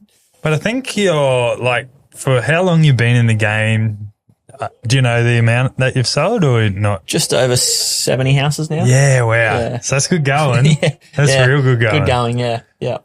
Yeah, it's not an easy game, and to do what you've done in such a short amount of time from a bloke that fucking knew nothing about it. Yeah. And that's pretty cool. I just like talk. I think because you're, I'm sorry to cut you off there, but horse racing industry for forever, you're always talking to people. Like, that's communication in that industry and you're always like training horses, jockey, you're always talking about how things are going, and you can convert a lot of that across to selling real estate. A lot of the jockeys probably do go to real estate. You know, there's a guy in Minnesota, Aaron Spiteri.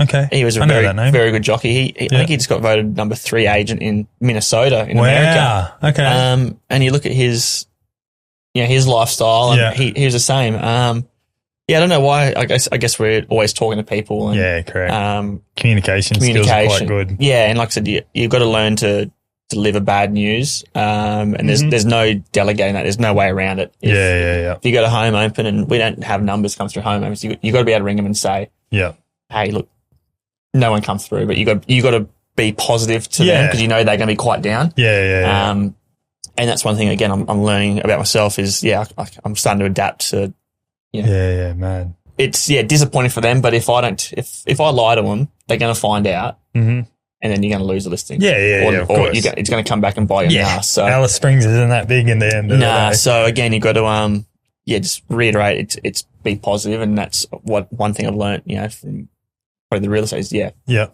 nice. Can you share a pivotal moment where you knew you were on the right track? When I got invited to this podcast. I think you said before that you were like, I think 3 months in, or you were like, fuck yeah. Yeah, when I went for the first real estate company, they wanted me, I think I started selling in July or August, and they said by the end of the year we want you to have, at least one sale before, because it's a very hard market. Done 3 or 4 straight away. It's crazy, eh? Yeah, and that was just straight away like, all right, let's. Do you reckon because you were a local, people kind of knew, so that kind of helped you? Yeah, 100% that helped. So we're obviously quite well known in Alice. I think, we've got a good name there. The family does as well. I was given some friends' houses to sell. They said, we'll give you a listing straight away. So but it's, again, there's so many agents as well everywhere, but people now come to me, so I'm feeling quite privileged. What's, and you don't have to say this if you don't want, but what's Mum's business called? No, so Mum manages PFD Foods. Oh, yes. So she's been manager there for years. Forever. Yeah. So I know PFD. Yeah. So she donates a lot to the community. Does amazing. She does a lot. So she's obviously got a good name, and Dad's been there for years, and then it's obviously transpired down to So how good? Fuck yeah. That's a big company too. Yeah, it's huge. They're huge. They're Australia wide, humongous. Yeah. So you'd get groceries a bit cheaper, would you? Wholesale through there, surely. we might get a nice lasagna brought home every now and then. It fell off the truck. Yeah, this one's damaged. Damaged stock. I'm sure there's been a few of those over the time. Maybe a couple. I'm sure they're not listening. Next question.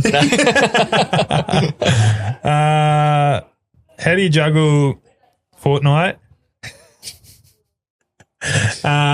You do a bit of track riding, selling property, and you got a fair few pets as well, which I'm aware of, and anything else that I obviously don't know about. How do you juggle everything? Yeah, it was obviously you get very tired, but yeah, of course. I think once you get in that high energy work routine, it just comes. You know, like I said, I'm getting up now, 5:30 most mornings. You get through that tired period, you kick on. Yeah, it becomes habit, hey? Yeah, I went through a stage that, I was getting up at 8 o'clock, going to work and going home, going to bed. But again, you won't feel like you're achieving much. Yeah, I wasn't going to footy training, and then I was just playing on a sad day where now I'm in a routine. Yeah, you get up, do the horses, go home, have a shower, work, footy training, get home, go to sleep when you're tired. Yeah. And that's one thing, when I was in that depressed stage, I was going to bed super early. I was drinking myself to pass out and go to bed where, someone said, start going to bed when you're tired. So if I'm up I'll go to bed at 10 o'clock and I'm up at 1 o'clock or 2 o'clock. I'm ready to go. I'll watch a movie. I'm off. My sleep pattern, I don't need much sleep. Just happens. Yeah. I guess you just become accustomed to it, eh? Yeah, exactly. So. Yeah, nice. How do you stay motivated? Looking at the other people at where they are at, you want to achieve that level. Yeah. So, through others. Yeah. Look at, just mention a few names before, Zach, a kid from Alice Springs. Yeah. He's a few years younger than me, but to a level that you want to achieve or be motivated. Yeah. So, nice. Now, obviously, my dad's been a bit sick and being back home with mum, I think for me to be motivated is probably to make them proud. Now and say, hey, look, we're all right. Fought his demons. Yeah. And he's on the right path. That's probably a bit of a motivator. Looking at yourself too, like your previous self, and thinking, for sure. You look in the mirror and I still have a down day or two a week. That's fucking. I think it's natural. Yeah. I think any sports person or someone would be. Yeah. Have a little quiet cry every now and then. Yeah. Fuck, I do. Yeah, I still do. I'll just get emotional for no reason. Yeah. And then that's just part of life, and then you work through it. But get emotional when I get over 5 kills. Yeah, I don't know how you done that, but it's fucking hard. Trust me.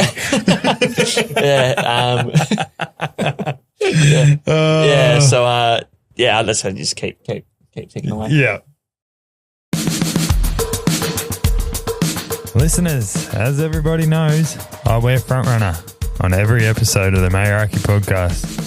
Frontrunner is an Australian streetwear label dedicated to crafting the highest quality apparel available in the market. Whether you're chasing PBs, chasing the kids, or just chasing the weekend, Frontrunner has you covered. I've been wearing their stuff on and off the mic, and honestly, it's the kind of fits that make you feel like you've got your life together, even if you don't. Check them out at frontrunnerau.com or follow them on socials at frontrunnerAUS, because if you're going to run your own race, you might as well do it looking good. Let's go. This one, I'm going to do two. This one I normally just do within your industry or whatever you're in. So I want you to answer this first for the real estate industry. Who's the biggest grub in the office?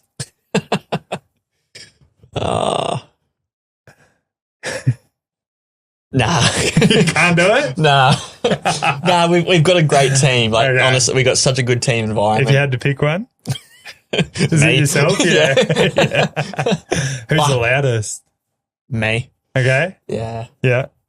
And I don't know what I've done here. I've just wrote who's the most. Fucking, I'm going to just chuck whatever. Who's the most annoying? Is there someone that... They probably think me because you're the newest? Yeah, but I'll walk around with my earphones in now, but we have a routine like there's always lollies in the office. Yes. Someone will grab I'll eat the whole packet. Like, You're not a jockey anymore, so you can. Yeah, like they put food out, like lollies. I'll eat the whole lot because I'm the closest to where they keep the lollies. Yeah, of course.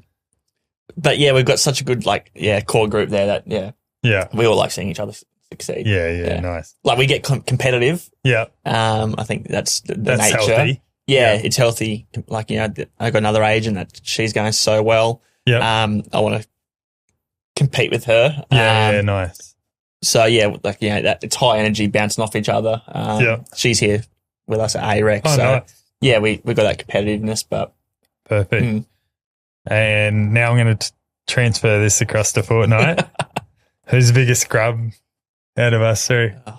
Has to be Baz. I don't mind if you throw me under the bus for any of these.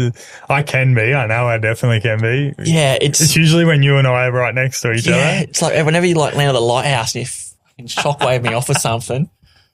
Or you've I think it's something Baz used to do to us. Yeah, and now he doesn't do it as much. I hate that when we play and we're so separated. Like we've just jumped off the same battle bus. And like we've all gone different locations. Like I'm always going to the same spot though. Depending on which. It's funny when Baz is like, "Can we just fucking communicate here?" And like when we do communicate, we go quite well. But Baz cracks the sads quite often. Like, he's the sulkiest one. Yeah, for sure. He gets very emotional. Yes, he does. Good leader, but very emotional. And when he's in a battle, he goes like mute. Yeah, where are you? Like, and we're right next to him. Like, or he's nearly dead. That's why. He's like asking you to throw a bunker up and you throw like a shield bubble or something. Like, you've got one job. I'll throw a fucking med kit at someone. Yeah. If you got some bullets and you throw like a shield or something, like, learn your buttons, mate. You've been playing. You've been playing for 3 years. I don't know how haven't gotten any better, to be there. Like, I've never met a person get worse at the game. It's actually true. Yeah, like who's the loudest? I think that's probably me. Yeah. Because I'm usually eating ice or chips or guess the fart. farting a lot. Yeah, that's. I haven't got one in person yet. Nah, I'll give you one before you leave. I promise. Not in here because that wouldn't be nice. I think they're fake, but we'll find out. Definitely not. And the last one's who's the most? Who's probably the most talented out of us three? It's definitely not me. You going yourself? No, we've all got our own talents. Mine's just not engaging. Engaging, just float in the water, like hitting snips from 400 meters away. You try and line up a snip, and this bloke just pops his head out the last minute. We've all got our own strengths. I think you and Baz are definitely the two more talented ones for sure. Yeah, he won't 1v1 me there, but nah. I think you are more like pressure. You'll put pressure on players, and Baz is just more fucking. He'll sit back a bit, but then when he needs he'll save us or get out of there and keep us alive. Yeah. So I think it's probably you, to be fair. I think Baz is just you're not afraid to get in there and commit and that's possibly die. Got to do the hard work. Yeah. That's definitely not me. These questions are to do with real estate. Who's a dream person you would sell a house for? If you could pick anyone, dead or alive, if you could sell their house for them, who would it be? Elvis Presley. Okay. Yeah, nice. Why Elvis? He was the king. Yeah, he was. He was the king. He was. Yeah. Who's your biggest inspiration? In what's for your life? Is it your father, your mother? Oh, I want them to be proud of me. Yeah. Yeah, nice.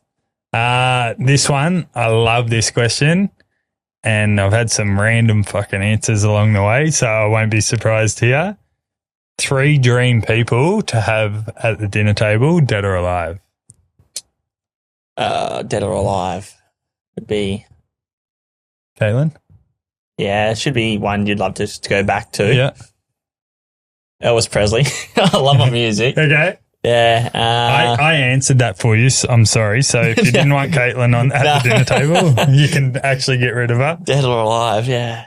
So we'll go with Elvis. That's one. I'll let you answer. I obviously would love to have like another meal there. Yeah. One more person. Whoa. It's a hard question. It is, because there's so many people you'd love to meet. Yeah. Yeah. Maybe like Cristiano Ronaldo. Oh, nice. Yeah. I like that. Yeah. Haven't had him yet as an answer. He's just shows how hard work, like where it can get you. Is Messi better than him? I'm a Ronaldo fan, but I'm leaning. You're either Ronaldo or Messi. Again, like you're never going to compare. It's apples and apples, eh? Yeah. They're both freaks. So good to see two people like it's just. Imagine them on the same team. Unbelievable. Like, imagine that. Yeah, there'd be no salary cap for it. But you just look at. I love watching people at their best. Like you watch jockeys, James McDonald, just faultless. Just the prep he puts in. You got Ronaldo, like he's 40 years old, and what he's doing, and the way his body is. Yeah, he's like, just how disciplined he is. Crazy. Like you just love to pick their brains. Yeah, it's fucking phenomenal. Where do you want to be in the next 5 years? Probably down in South Australia or somewhere in the city selling high end property. I think that's my challenge to be there. Yeah. Yeah, nice. How do you get there? Hard work. Yeah, that's 100% right. Was it? Yeah, you don't get rich from working 9 to 5. Nah, get rich from working 5 to 9. Yeah. So, correct. When everyone else is not working. Yeah, and that's one thing I've learned. Like, obviously, we don't have the daylight savings, the time difference. Investors, when it's 7 o'clock in Alice, it's already 9:30, 10 o'clock somewhere else, and they're already working. So, trying to get in the early hours. Yeah, nice. You're stuck on a deserted island. What 3 things are you bringing? PlayStation. Yeah, nice.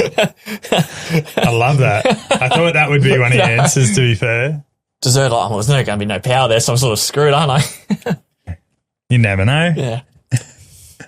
Are you retracting your PlayStation answer? Yeah, or I'm taking the PlayStation. You are definitely taking it. Oh, you're not taking it? Okay. How deserted are we talking?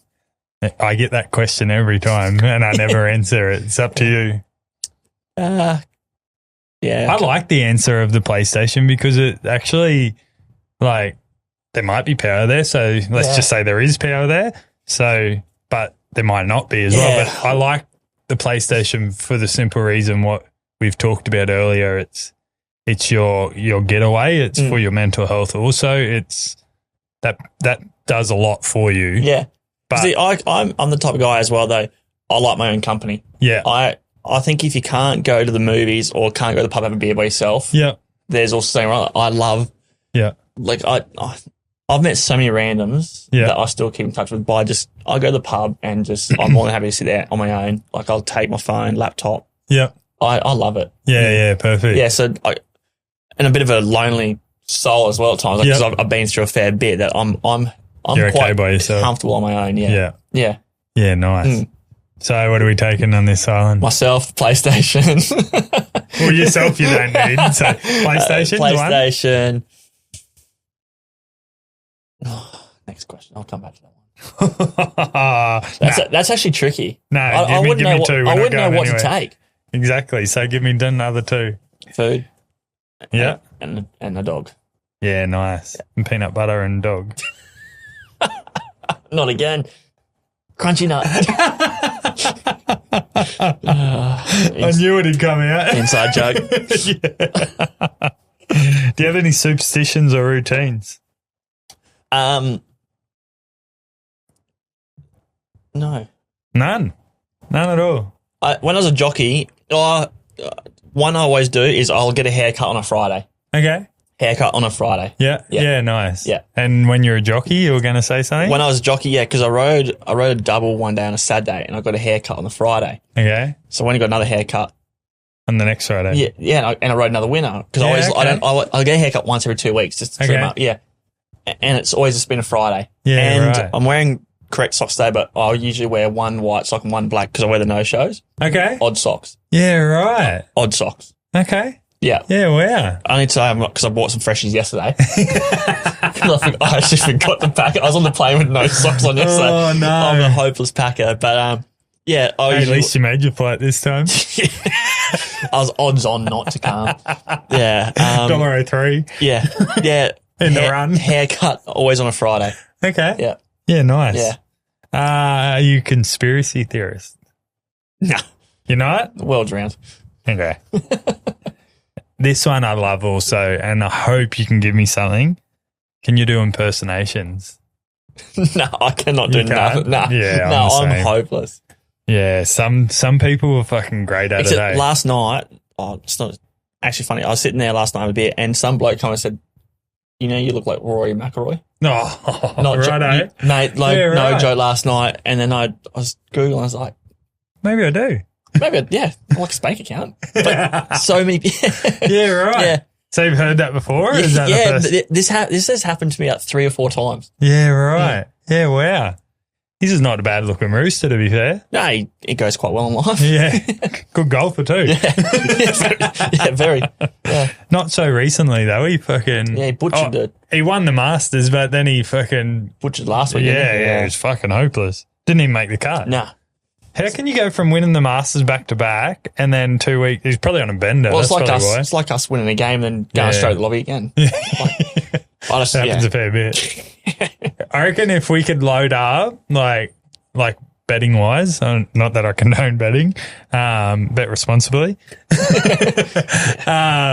If we could have a bet on each time we load up first game and win, we'd be millionaires. 100%. Yeah, our first game is incredible. It's fucking, and seconds. If we could bet on seconds. Yeah, our top 3 ratio is pretty good. Where am I up to here? If you could I love this question. You could swap lives with one person for one day, dead or alive, who would it be and why? Cristiano Ronaldo. Yeah, nice. Yeah. And you don't need to say why. Yeah. That's fucking, Just look at the life he has. Yeah. Yeah. This next question, I usually use my phone and I play the song, but I won't be doing that today, guys. Your life has a theme song. What is it? So my music choices can go from Celine Dion that's fine. to Backstreet Boys, One Direction. The song I always play is Where the Wild Things Are, Luke Combs. Oh, yes. Yeah. Can you sing it to me? Nah. Not yet. Not a singer? Nah. Get a few beers in me, I will. I know the song. But, it's a great song. Yeah, I don't know. Just listen to that. Yeah. All the time brings you back. Yeah, it's like a song. Even when I'm driving to home open, I'll play that. Yeah, okay. Yeah, I don't know. Nice. It's a great song. Great song. I'll see if Ryan key that song. How do you handle, and you've been there in your life with this question, how do you handle setbacks and challenges? You've had a few in your life. Yeah, we've all got them, but again, you just got to, it's such a thing. Mental health, again, like we bring it up and you bring it up, it's so challenging. Yeah. If you can't, it's a killer. It's so depressing. And like I when I go through it, I still try to help other people. Yeah. Get a bit emotional about it, but it's just, yeah, the world just needs to be so much better about it because it's a serious thing. Yeah. It's a serious thing. It's okay to have a doubt and it's okay to like struggle mentally, but it's accepting it and doing something to try and help yourself with it too. A lot of people say like suicide's an easy way out or a cop out or stuff. Like I think it takes a brave person to do it. Yeah. But the demons you're going through to feel like you're alone is so it's like so sad. Yeah, like I get a bit watery, but it's I just don't know why people like seeing people go through that. Like some people thrive off seeing or hurting other people. Yeah. And like, I probably, at times don't like some, but I wouldn't throw my under the bus. No way. Like, I'll just cop it on the chin if, what happened to me, I'm happy to cop it on the chin. Yeah. That's, I know what happened. Yeah. No one There's three three sides to every story. There's his, hers, and the truth. Yeah, exactly. And, you know, sometimes the amount of times I've written a Facebook post and then I've deleted it because I just want to, I'm like, I'm not going to do that. Yeah, I'm not going to. Yeah, wreck someone's life. Even though. Because it's easier for you. Yeah. Yeah, it's just like I would love to do it or write just do something, but I keep on saying to myself, be better. Yeah. Yeah. Couldn't agree more with that. Yeah. If someone is struggling or feels disconnected from family, whatever it is, what will you tell them? My phone is on 24/7. Yeah. Like, except for now. Except for now. I could turn it on. I'd probably have 5 or 6 messages there. Yeah. Like someone's always there to listen. Yeah, of course. Yeah. I'm one that, you know, there's people that always get left out. Like everyone's got to be involved. Mm-hmm. Even the footy the other day, we've got a couple of guys that aren't the greatest players. Yeah. We're about 100 points up, and I said, let's put them in full. Let's get these guys. Get them a goal. Let's get them a goal. Yeah, because they're not going to be in our finals team. Yeah. Get them. They've never kicked a goal. Amazing. That's what I want to do. Yeah. Yeah. We got told off in the end because we'll be in. Yeah, it's pretty. Yeah, it gives a fuck. We're up by 100 points, and it come across. You're not going to get caught. No, it looked arrogant. It looked arrogant. Yeah. So we got a bit of a rev up and say we're not doing that. But yeah, that's the type of person I want to get people involved. Yeah. I love that. Yeah, love that. What legacy do you want to leave behind? I want to build an empire. Yeah, nice. I like that. Again, like I said, from where I was to being up, I want to be up here, and I want Yeah. How do you do that? Hard work. Yeah. Hard work. Same answer as before. Yeah, like I said, yeah. I've faced the devil a few times. Yeah. Probably see him a few more times, I think. But it's like I said, you mentioned it earlier. From the Scott Free Uni 3 years ago to yeah, spot on, man. Yeah, you should be very proud. The job's not done though. No, it's never done. Nah, it's not complete. It's done until it's done when it's done. It's done when you're not here anymore. When I'm 6 feet under. Yeah. Then the job's done. But I want to work hard enough to if when I do get a missus or do something that or boyfriend, whatever it does, whatever works. Does it? Whatever happens. That I want them to be like, this is a standard or a level. Yeah. Just get a local from back home, mate. Hey, you'll be helping them. I don't know if they'll be helping you, but they might. I shouldn't be. That was quite rude of me, to be fair. As a proud Indigenous man, I'm probably the whitest black fella you've ever met. To be fair, you are. Yeah, because there's black ones out there. Yeah, no, it's a great town. Like it's got its issues. It's actually like I've grown up Indigenous. From my mum's Indigenous, my dad's Indigenous, my nan's is fucking as black as the bitumen.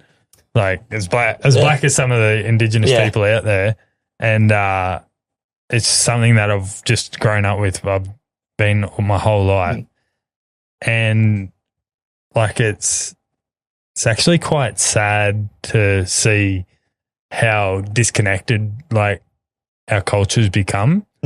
Yeah, and it's we just went through it just a few months ago. The young girl that tragically got murdered. It brought the whole community together. There's a photo of that Aboriginal lady hugging the white police officer. Yeah. And I think it's just a photo that should be spread everywhere. Yeah, spot on. Obviously racism's not good, but we're so diverse in the universe. Like everyone's against each other again, and we don't know why. Yeah. And we see it so much in Alice. It's like blacks versus whites. Well, it's not, half the footy team is Indigenous, and they would be. They're guns. They are great lads. They are so talented. They are electric. They are jets. But I think we've made it like that, and we've got to work out how to be better. When I went to Alice, and I said it just before, like it was being a proud Indigenous man. I'd never felt so culturally connected. And when I was out there, we obviously did a lot of cultural stuff to get that connection, but I've done it a fair bit like over Australia, and to be out there, like fuck, it was phenomenal. We went out I don't even know what the place is called, out of town, and you got like that big ridge of the mountain in behind you, and it's like a cultural centre. Yeah. I can't remember exactly what it's called, but to be out there was pretty special. Yeah, it's like I said. Yeah, a lot of us white people don't go out there. No, like, it's sort of like some written rules, but it's a different culture. Yeah, big time. It's a big culture shock, and they've got their indigenous laws. And this, but like I said, classic example was that poor young girl the other week. The whole town united. It was crazy seeing. Everyone went looking. Everyone was searching. It was fucked up, that bullshit. It was so cruel. And he just got out of jail too, didn't he? Yeah, just got out of jail. Surprised he's still alive. Surely someone will kill him in the system. They got him good, yeah. He won't be making him out alive. No. But it's that brought the town closer. It feels so like the last few weeks it's been real quiet. Like it feels different because like it's going to erupt, or is it's either something's brewing, big, or maybe brought everyone a bit brought closer. Everything together, because obviously then the riots happen, and that was pretty scary. But it's been very quiet, so it's either we're thinking, is it going to go one way or the other? Yeah, which is highly likely. So you're sort of bracing yourself. But I was in Alice Springs when Spanion was there, and that was fucking pretty full on too. So that's when I was there for the cricket. He got there a day after we got there. And I think we were at, I don't even know what fucking pub that's called. And there was like the girls getting like fucking gutter stomped out the front. Yeah. We just saw the crowd coming. But it's like the locals were saying in that video that that's just like a normal occurrence, like on certain nights. But I've been out some nights and no issue at all. Yeah. I think because everyone knew he was coming there, it was sort of let's make a scene. It's not normally like that. Like, 80% of the time it's pretty rough. It's pretty rough, but I've been there and gone out. I've never had any issues. Yeah. How do people find you? I don't know if any of my listeners will. There might be some investors that want to buy property in Alice, or you can find them a race ride or fucking whatever it is in Alice. Well, I'm very Where easy. Would they find you? Easy on social media. Scott Westover. I pretty much add everyone. Yeah. Because you don't know who you're adding. Perfect. Or Instagram, but it's or on Fortnite. Yeah. What's your Fortnite handle? Sweat lover. Fuck, some people struggle with it, eh? Yeah, it's just S Westover 93. Swestover. Sweaty lover, Sweatover, like far out. Liability, Liam. And like I said, I'm always contactable for like a phone call. Yeah. Love that. These 5. Actually, before we get to that, do you have any questions for me? No. I think like you know a lot about me. I know a lot about you. Yeah, like we talk a lot behind closed doors. You know, a lot of the chat. You know, your listeners will be like, "Oh, look at these two guys like meeting for the first time." But it's been like 3 years of making. You learn a lot by someone you're behind us. Yeah, and we've been there for each other too. It's bit of a keyboard warrior at times, but fucking oath I am. But I think you are well aware now. That's me. I'm the biggest shit stirrer going. Yeah, I reckon. But when you need me, I reckon the first few times you're an absolute arsehole to me. Hey, like highly likely. You were ruthless to me. Like I even said to Baz, like, who the fuck's this clown? Like you a few times you didn't take it. No, I didn't take it well. I'm like fucking rage quitting and But hey, made you stronger. I was crying that night. Probably a few times to be fair. Nah. You rage quitted out of our group chat a few times. You know that's when things are going wrong. Means I just leave the group. Yeah. But I'll be completely honest with you. You're not the only person that gets that treatment. I'm like, if I like you as a person, or I'm testing you to see how strong you actually are, I treat everyone like that, bro. And if I'm doing that, I usually like who you are or what you're about.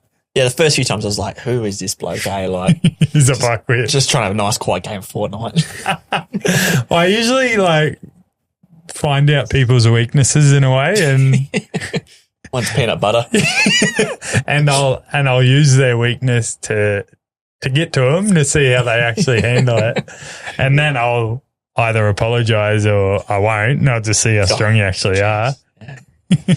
I hit you in the feels pretty deep a few times. Yeah, you've done a few. So I apologise for that. But you're stronger for it, thanks, so you're welcome. Yeah. Much appreciated. So these 5 questions, everyone gets these. There's one question that everyone lies, and I'll tell you when that one's coming up. But the first one is, do you have a party trick? He does, but he doesn't want to say it. That's what I got out of that straight away because you thought about it. A party trick? Yeah. I can do this. What the fuck? Nah, you got a button or something, don't you? I actually don't have any. Like, nothing? Mate, I'm actually just Scott Westover. Yeah. Got nothing. Nothing comes to your mind. Nothing. It's like, if you go to a party, there's like a dog there, I'll go sit and play with the dog. Play with the dog. Yeah. Like, can I pet that dog? Yeah, I don't have, nah. Nothing? Nah. Mate, don't say that. I'm quite boring. Yeah. Come on, give us that one. You're good at that one. I don't know what you're talking about. Oh, bullshit. He can actually, you know that Bob Cutter, and he says, mate, you can't say that. He can do that quite well, actually. There's your impersonation. That's not a party trick, mate. I asked if you could do impersonations. You can do his. Oh, mate, don't say that. There we go. He does it when he's really about it. He can. Yeah, I want to get in the zone. Yeah, correct. Party trick. Fucking shakes. These are fucking kicking in. Oh. Most famous person in your phone that you either inbox or text or call. Got Glenn Boss. Oh, no. Yeah, got Bossy. Yeah. Fuck. Yeah, got Bossy. Yeah, wow. Yeah, speak to him. Yeah, I might send a message every now and then. Yeah. He's a big get. Yeah, I got Bossy. For people that don't know who Glenn Boss is, he rode 3 Melbourne Cups in a row on Mackay Diva. Yeah, I got Glenn Boss. He's one of Australia's best ever jockeys, to be fair. Yeah, he's pret's up there. Famous person I got on the phone, yeah. Yeah. You'd have a few. Fuck, if he's up the top, you've got a few good ones below him. Yeah, wow. got a few. Yeah, he's probably the most well-known one that this is one, yeah. That people know, yeah. What's one thing you can't live without? I know what I think, but I don't think it's correct. But I'll tell you after you answer it. Probably my phone. Okay. Yeah. I was going to say your pets. You're definitely a big pet I'm lover. a pet man, yeah. Definitely. Yeah. Yeah. It's actually, we bag you out about it, but it's actually like quite nice to hear, like whenever you're like we're playing gaming stuff together. If I could take you've my always dog, got your dogs with you. If I could take them to my house opens, I would. Like I was thinking, like people bring in these new things about real estate. They bring in flags, or they bring I bring music. I'd love to be the guy that takes his dog to a home open. Everyone just knows who the dog is. Like it becomes a trend. That would be cool. Till it dug their lawn up and you had to pay for it. Does a shit in the carpet or something. Chews up the couch. Yeah, like my pets, I love pets. Yeah. They were there for me in my darkest times. Yeah, of course.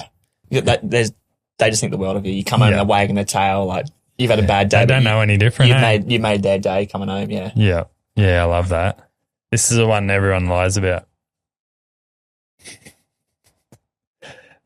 Have you ever sent a nude to the wrong person? No, I double check. Except one day I was here we go. Nah, I was a kid. Yeah. And hey, we've all done it. Mum and dad. Oh no. Mum and dad were in my living room. Okay. And they went upstairs and I might watch porn up. Yeah. Forgot the Bluetooth speaker was on downstairs. Oh no. Who came up, Dad? I was like, why is there no noise? Oh, so turned it up. It's just playing down the living room. Oh no. Dad come up or they just yelled out? I was I was like, this is the worst. They knew I was doing upstairs. They just left you.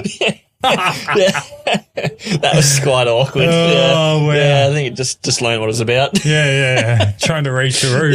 Yeah. What's going on here? There's no sound to turn up, and it's all can hear downstairs. That's a good one. I like that. You're a single man, so this is the last question. What's your favourite pickup line? Hey, I just met you. This is crazy. Can I have your number? Call me, maybe. No. I don't. You're not. No, You're just you. I can't go to a pub. Like, Yeah.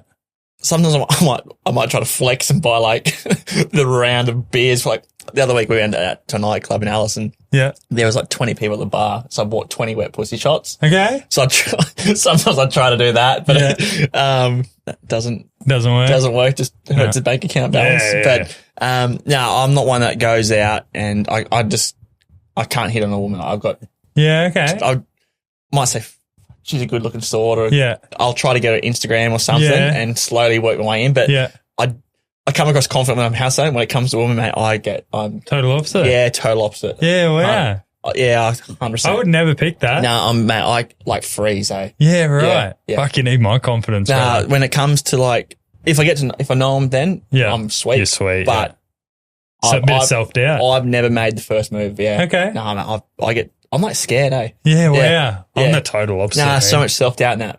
Like, yeah. Yeah, wow. I've got everyone at work like, Fuck, you just need your headset and you're sweet. Yeah, I'm confident, but that's like, I'm talking to this girl now. Yeah. And I was like, I'm actually nervous. Like, Is that Princess?